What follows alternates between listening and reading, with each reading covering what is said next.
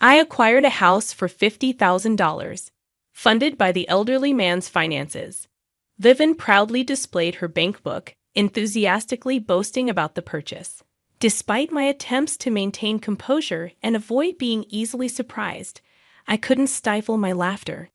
In this moment, Vivian questioned my amusement, prompting me to explain. However, instead of expressing shock, I continued to laugh heartily in her presence.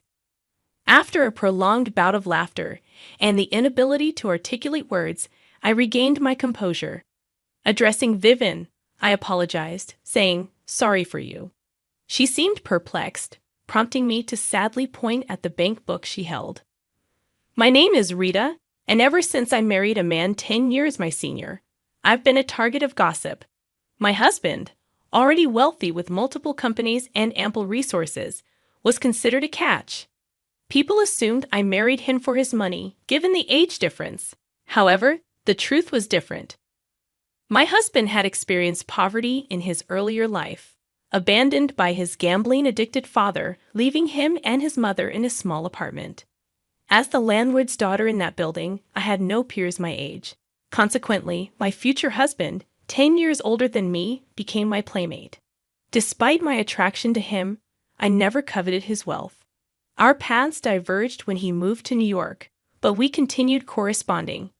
Each time I confessed my feelings, he responded with a dismissive, "When you're older." This pattern persisted through middle school and high school. Despite the rejection, I remained steadfast. Even when he told me I was too young in high school, I persisted. Our connection endured during his time away, and when I entered university, he issued a conditional response. He suggested that if, after broadening my perspectives and meeting new people, I still harbored feelings for him, he would reciprocate.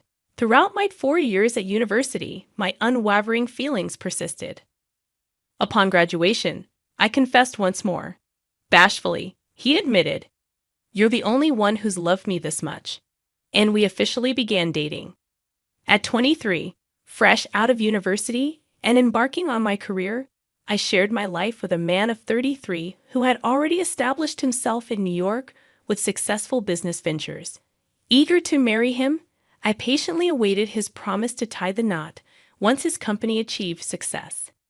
Living together, I diligently managed household chores and prepared his favorite meals, all the while questioning if he truly cared for me.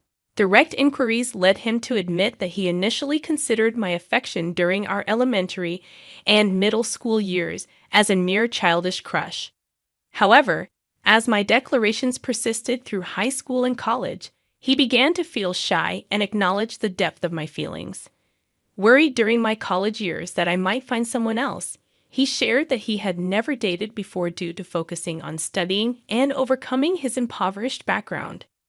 Despite the skepticism surrounding our age gap, we were confident in our commitment and dismissed the notion of betrayal. With a $12 million asset, we encountered assumptions that our relationship was driven by financial motives or future insurance benefits. While some recognized our long history, others stubbornly clung to stereotypes about wealthy individuals. In social settings, gossip surrounded us, but my husband, despite the frowns, encouraged me to ignore it. Unaffected by external opinions, our love remained steadfast, bolstered by my husband's unwavering trust. Several years into our marriage, we welcomed our eldest son, Peter, followed by our second son, Dan, the next year. Despite financial comfort, we chose not to disclose our wealth to them, teaching them the value of money from elementary school. They received allowances for household chores and learned financial management through unique piggy banks and account books. Our upbringing seemed to have a lasting impact.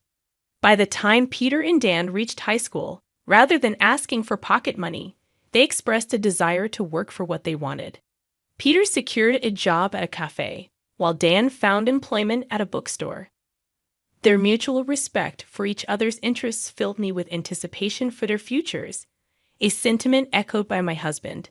He remarked, "I'm excited to see what kind of women they'll end up with."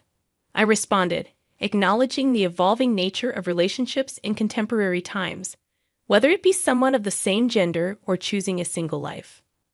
Sharing a laugh, my husband and I agreed that as long as our sons were happy, that's what truly mattered. Our aspirations were simple. We wanted our two sons to find happiness in whatever path they chose. Little did we anticipate that our eldest son's choice of a life partner would prompt us to exclaim, "You're marrying her?" One day, Peter approached us during a family dinner after he and Dan had graduated from university, started working, and moved out. In a celebratory atmosphere, he shared, "I want to introduce a woman to you, Mom and Dad. I've been dating her, and I'm thinking of marrying her in the future." Rita, my husband, and Dan responded with excitement, expressing their eagerness to meet her. Peter brought the woman, Vivian, to our house, and her first reaction was a wide-eyed admiration of our home. "Wow, what a fantastic house! This is what a wealthy family's home looks like. Someday, I'll be living in this house too. How wonderful!" she exclaimed while gazing around. Peter watched her with a fond smile. As we greeted them, Vivian introduced herself as a model, though she used a stage name. She asked if we knew her, and I admitted that I occasionally looked at magazines but never paid much attention to the models, leading to a candid no from me. Vivian nodded in understanding, and then, to my surprise, remarked, "I guess you might be younger than my father-in-law, but you're still quite old. So you probably don't read the kind of magazines I appear in, huh?" I was taken aback, questioning if I had just been insulted. The idea of being mocked by my future daughter-in-law at our first meeting seemed unimaginable. However, considering I don't often read magazines featuring models around her age, her comment might have been accurate. I reassured myself that she likely didn't mean any harm. Trying to shift the conversation, I asked about Vivian and Peter's relationship. She inquired if we had an arranged marriage due to the 10-year age gap, to which I clarified that we didn't. She then shared that she and Peter were in a love marriage, prompting her curiosity about how we managed to stay together for so long. Her probing continued, questioning if our marriage was unwanted and how we navigated the age difference. I couldn't help but think of the irony, considering the length of time I had harbored a crush on my husband before our marriage. However, I emphasized that comparing the length of our romances was pointless, highlighting that we too had a love marriage. In disbelief, Vivian responded, "Really? No way. Are you sure you're not just pretending for the money?" The topic of money arose, reminiscent of those who accused me of marrying my husband for his wealth. Hearing this, Peter finally interjected, stating, "My parents really had a love marriage. You can tell by the way they are together." Vivian ceased her inquiries with a dismissive ha. When Peter escorted Vivian home, both my husband and Dan were left stunned and appalled by her shocking remarks. The question lingered in their minds, is my brother really going to marry that kind of woman? Concerned about his brother's choice, Dan, holding his head, wondered aloud about the abundance of nice women available for Peter. I comforted him, suggesting that Peter might be covering for her and addressing her behavior privately. Despite their complex expressions, my husband and Dan seemed to agree with my assessment. Our family decided to celebrate the impending marriage of Peter and Vivian. However, even after the marriage was settled, Vivian made a demand, insisting that the groom's family give a gift of $10,000 per person. Peter, however, silenced her by stating that the standard amount was sufficient. This calmed Vivian down, but her agitation revealed that Peter needed to maintain a firm hand to build a stable home. Choosing not to worry about their household dynamics, my husband Dan and I allowed time to pass. Eventually, my husband passed away due to illness and aging. Surprisingly, those who had once speculated that I married him for his wealth came to see me as a devoted wife. People who had the chance to speak with my husband knew that he had cleared up any misunderstandings about our relationship. At the funeral, no one cast suspicious glances my way. However, one person stood out with eyes shining with excitement: Vivian, Peter's wife. She maintained silence during the funeral, but shortly after, she visited our house, proudly displaying a bankbook. With a smirk, she announced, "I've always been stopped by Peter, but this time he agreed with my plan. It's the end for you now." Confused by her cryptic words, I had no idea what she meant by the end. With that bank book, she proceeded to boast about buying a house for $500,000 with the old man's money, a reference to my deceased husband. Watching Vivian show off the bank book, I couldn't help but burst into laughter, realizing the significant mistake she had made based on her own words in that very bank book. Despite my attempts to remain calm and composed since my husband's death, I couldn't contain my laughter. When questioned about my laughter, I refrained from giving Vivian the satisfaction of a defeated response. Instead, I continued laughing in front of her, not allowing her the reaction she anticipated. After a while, I managed to stop laughing and said, "Sorry for you, huh?"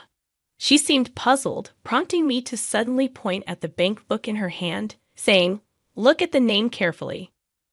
Her confusion deepened as she inspected the bank book, and suddenly she exclaimed, "Wait, this is Peter's bank book." Witnessing her realization, I burst into laughter again. It wasn't my intention to mock her, but the memory of her boasting with Peter's bank book, falsely claiming to spend my husband's money. I couldn't help but burst into laughter. Ha ha!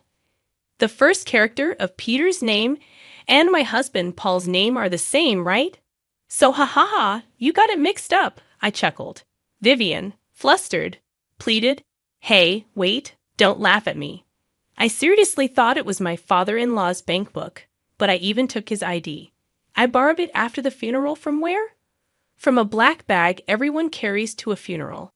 Hi ha ha." I continued laughing, holding my stomach. As it turned out, the bag from which she took the bank book belonged to her own husband, Peter. She had mistakenly believed it to be my deceased husband's bank book. But I bought a house for $500,000 with it. Do you have $500,000 to borrow a house? Would you pass the mortgage screening? She stammered. Well, that Peter was with me, so I had him do it, I replied, finding the situation increasingly hilarious. Vivian had discovered the bank book in her husband Peter's bag and must have suggested buying a house with the account holder Peter. Seeing the amount in the bank book, she proposed buying a house for $500,000. Since Peter and Vivian were living in an apartment, Peter might have thought it was time to buy a house. For Peter, it was simply buying a house with his own earned money, but Vivian mistook it for my husband's bank book and thought she could use it. Not being the account holder, I assumed it was the bank book with my husband's insurance money in it. As the beneficiary of my husband's insurance, any money transferred would go into my account. Besides, normally, you can't use the account of someone who has passed away. Vivian's face turned red at my words. Soon after, Peter and Vivian's parents appeared at our house. Peter casually approached Vivian, and her parents, looking pale, came to me, bowing repeatedly. They'd apologized for their daughter's rudeness. As I listened, surprised, Vivian's parents explained what had happened. After Peter and Vivian decided to buy a house and completed the contract, an excited Vivian texted her mother, "Got a mansion with the dead father-in-law's insurance money. I'll invite you over once we move in." Now I'm going to brag to the money-hungry mother-in-law about buying a house with the money she was supposed to get. Panicked, her mother showed the message to her father, and they both contacted Peter in a hurry. Peter, calmly responding, brought them to our house. I'd always kept an eye on Vivian, expecting her to mess up sometimes, but I never thought she'd mix up my bank book with Dad's.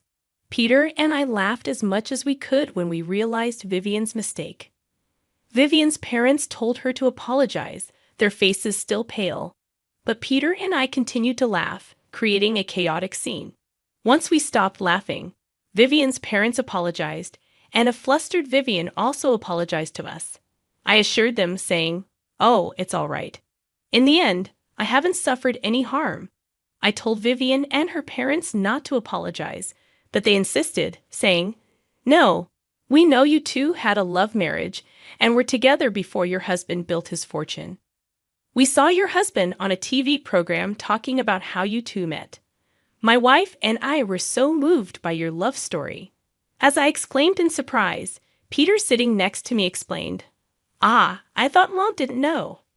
Dad couldn't stand seeing Mom misunderstood, so he talked about it everywhere, and it reached the ears of a TV station. They thought it was a great story and broadcasted how Mom and Dad met. Was that what you was asking about a few years ago when he wanted to tell people our story? I realized the legacy my husband had left behind, and our daughter had caused such a disgrace. When Dan, the younger son, heard about it later, he said, "I just can't understand my brother's thinking," looking skyward. When I asked Peter why he loved her so much, he replied with a laugh, "She's never boring to watch." Remembering how he made me laugh during my grief after my husband's death, I felt I understood what he meant. Being with her probably meant no time for minor worries or sulking. Though Vivian did what she did, she had been without an allowance for a while and recently started working at my favorite cafe. Whether she was embarrassed by how much I laughed at her, scolded by her parents, or heard in detail about mine and my husband's love story from them, I'm not sure. Lately, she's been calling me ma'am and treating me more respectfully. For a while, I think I'll continue visiting this cafe, watching Peter's wife grow and change,